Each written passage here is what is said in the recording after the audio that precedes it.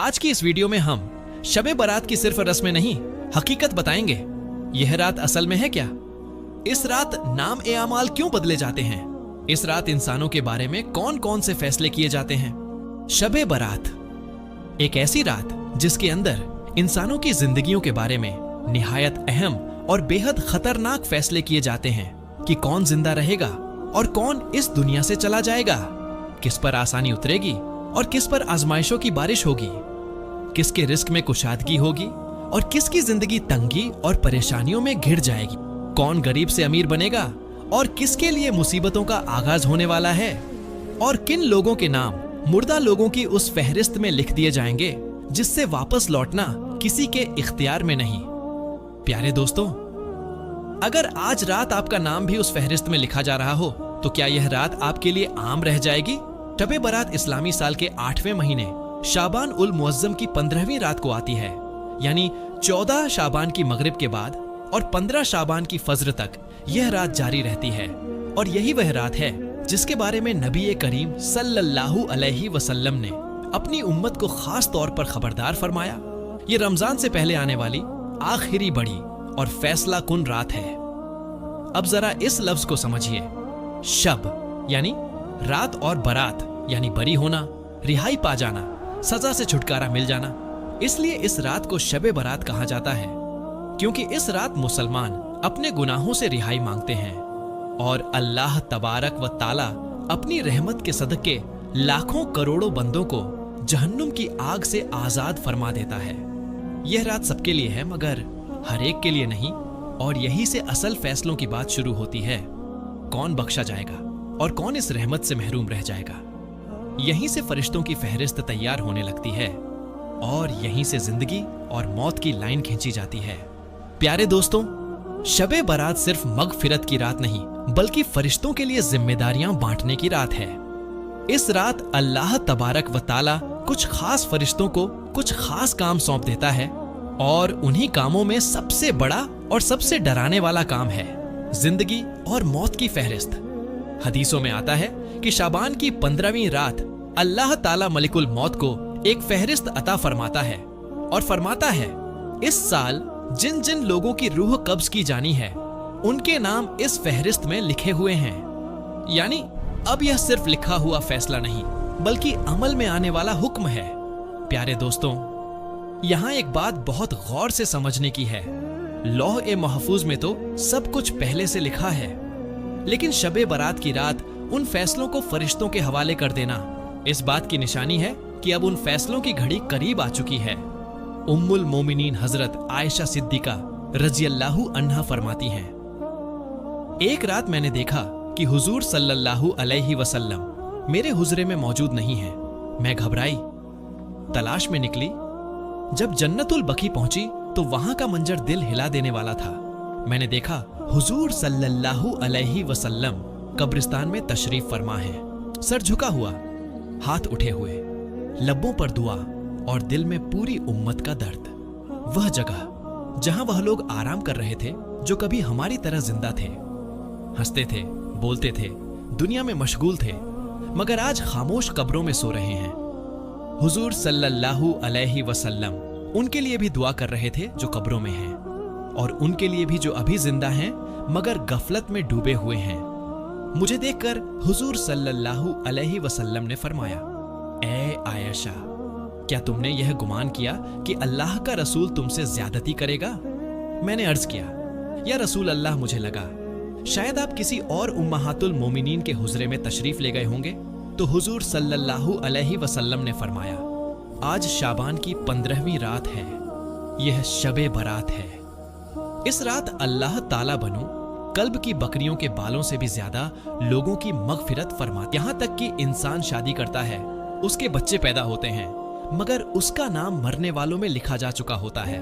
प्यारे दोस्तों, अब यहाँ एक बहुत बड़ा सवाल पैदा होता है, अगर नाम लिखा जा चुका हो तो क्या दुआ का कोई फायदा है? क्या तकदीर बदली जा सकती है? यही सवाल हर दिल में उठता है। इसी सवाल का जवाब नबी करीम सल्लल्लाहु अलैहि वसल्लम ने एक मिसाल के जरिए दिया। एक शख्स सहरा में सफर कर रहा था। दोपहर के वक्त एक दरख्त के नीचे आराम के लिए रुका। उसने अपना ऊंट दरख्त से बांधा और खुद लेट गया। थोड़ी देर बाद आंख खुली तो देखा ऊंट गायब है। सहरा में ऊंट का खो जाना यानी मौत को दावत देना। वह इधर उधर दौड़ा मगर कोई निशान नहीं। थक हार कर वापस उसी दरख्त के नीचे बैठ गया। प्यास से हलकान मौत का इंतजार करने लगा। कुछ देर बाद आंख लग गई। जब आंख खुली तो क्या देखता है, ऊंट सामान समेत उसके सामने खड़ा है। वह खुशी से बेकाबू हो गया और खुशी में गलत अल्फाज कह बैठा, ऐ अल्लाह, तू मेरा बंदा है और मैं तेरा रब हूं। दरअसल कहना यह चाहता था, तू मेरा रब है और मैं तेरा बंदा हूं। हुजूर सल्लल्लाहु अलैहि वसल्लम ने फरमाया, जिस तरह उस शख्स को अपने ऊंट के मिलने पर इंतहा की खुशी हुई, उससे भी ज्यादा अल्लाह खुश होता है जब कोई बंदा तौबा करके उसकी तरफ पलट आता है। प्यारे दोस्तों, यह मिसाल यही बताती है, फैसला लिखा जा सकता है मगर रहमत का दरवाजा बंद नहीं होता। अगर बंदा सच्चे दिल से झुक जाए, टूट जाए, रो पड़े, तो अल्लाह अपने फैसले में रहमत का पहलू शामिल कर देता है। लेकिन यहां एक सख्त हकीकत भी है, हर कोई इस रहमत का हकदार नहीं होता। हदीस में आता है कि इस रात अल्लाह ताला सबकी मगफिरत फरमाता है। नबी करीम सल्लल्लाहु अलैहि वसल्लम ने खुद फरमाया, अल्लाह ताला शाबान की 15वीं रात तमाम मखलूकन की मगफिरत फरमाता है सिवाय मुशरिक और दिल में कीना रखने वाले के। यानी यह रात इतनी बड़ी है, इतनी वसीय है, इतनी रहमतों से भरी है कि फिर भी कुछ लोग इससे महरूम रह जाते हैं। अब सवाल यह है, कौन है ये बदनसीब लोग? पहला, शिर्क करने वाला, वह इंसान जो अल्लाह के अलावा किसी और से दिल की उम्मीद बांध ले, जो सजदे का हक गैर को दे दे। शबे बरात तौहीद की रात है और शिर्क इस रात की सबसे बड़ी दीवार। दूसरा, दिल में कीना रखने वाला, वह शख्स जो बाहर से मुस्कुराता है मगर अंदर नफरत पालता है, जो सालों से किसी को माफ नहीं कर पाता। हदीस में आता है, अल्लाह फरमाता है, इन दोनों को छोड़ दो जब तक ये आपस में सुलह न कर लें। सोचिए, अल्लाह की रहमत दरवाजा खटखटा रही हो और हम दिल की दीवारें खुद खड़ी किए बैठे हों। तीसरा, कत्ल करने वाला, वह इंसान जिसने किसी की जान नाहक ली हो, जिसके हाथ खून से रंगे हों।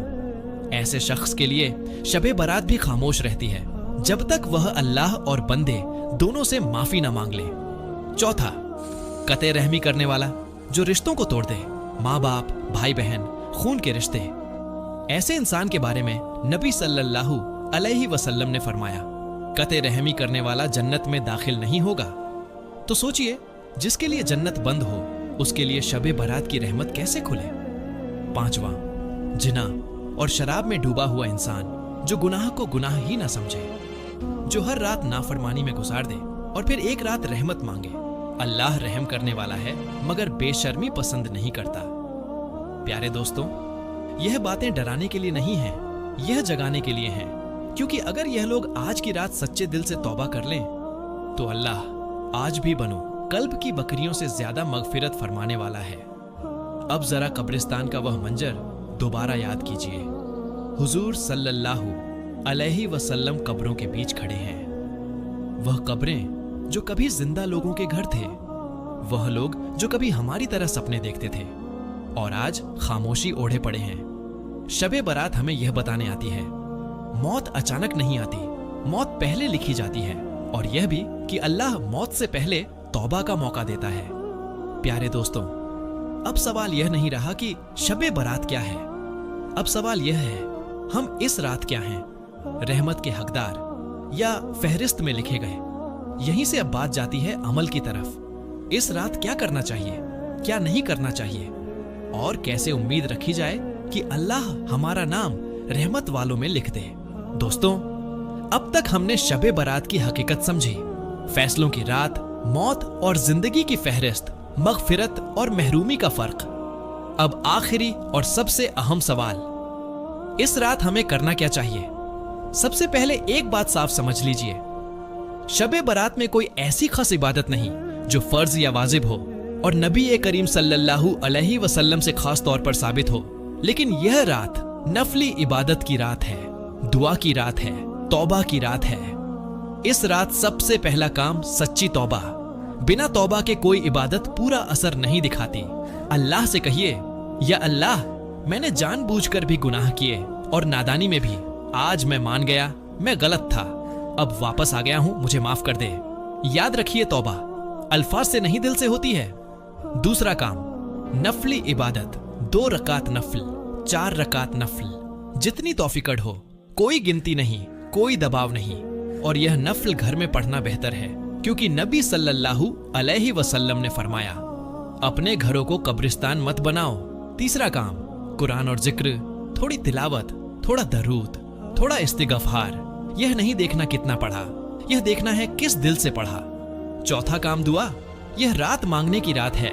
नबी सल्लल्लाहु अलैहि वसल्लम ने फरमाया कि इस रात अल्लाह की तरफ से आवाज आती है, क्या कोई है जो मगफिरत मांगे कि मैं उसे माफ कर दूं? क्या कोई है जो मांगे कि मैं उसे अता करूं? तो फिर अपनी जरूरतें मत छुपाइए।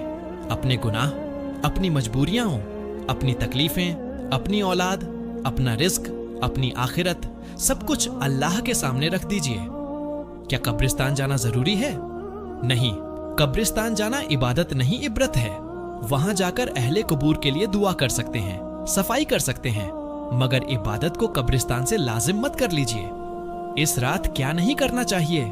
गुनाह भरी महफिलें, आतिशबाजी, बेपर्दगी, फिजूल हंगामा।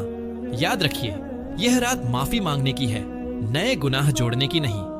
आखिरी बात, दिल को चीर देने वाली।